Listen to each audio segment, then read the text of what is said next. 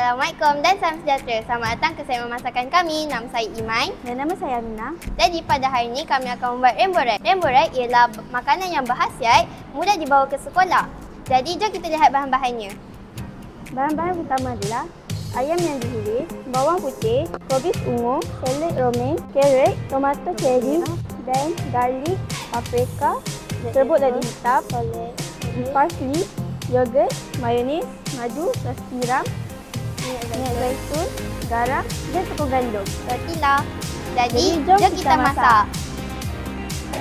Jadi yang pertama kami akan memasukkan ayam.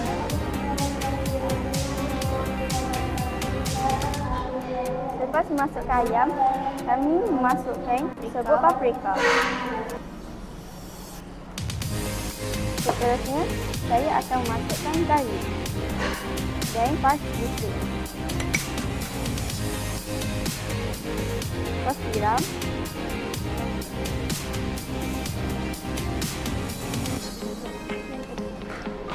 Akhir sekali tepung.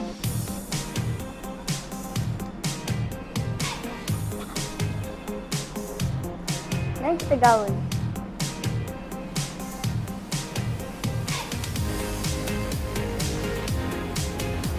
Siap perapan ayam kita.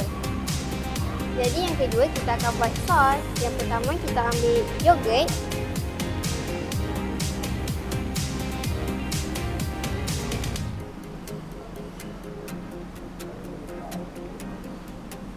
Yang kedua kita akan ambil mayonis.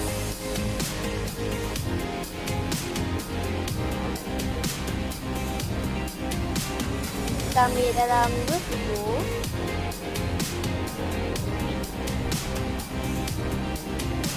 Mula kita akan gaulkan dahulu.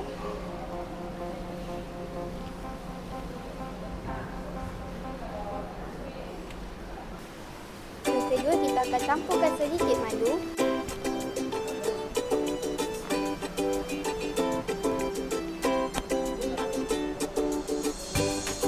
Ketiga kita akan masukkan black pepper.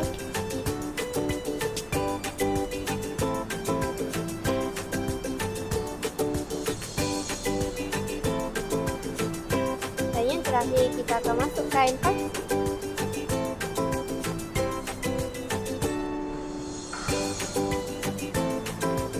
Jadi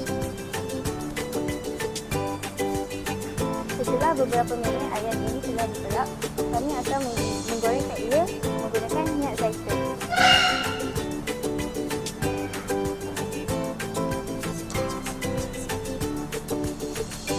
Mari kita goreng ayam.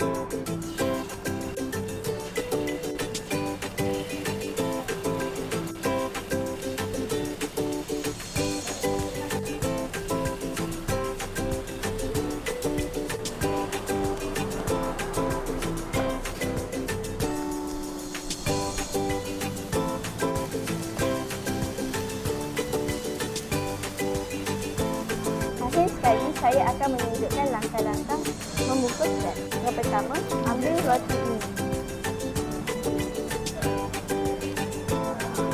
Kemudian ambil tomato cherry. Coba merah. Seledri.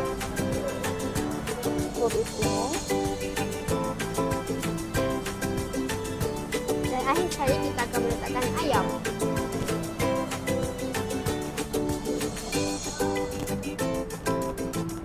Okey, dan ini adalah cara-cara untuk membungkus wrap.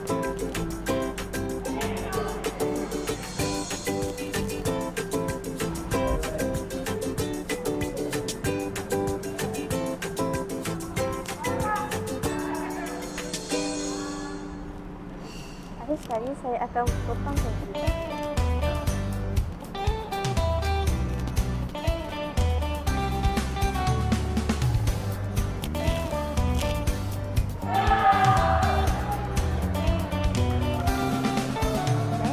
Meletakkan sos garlic.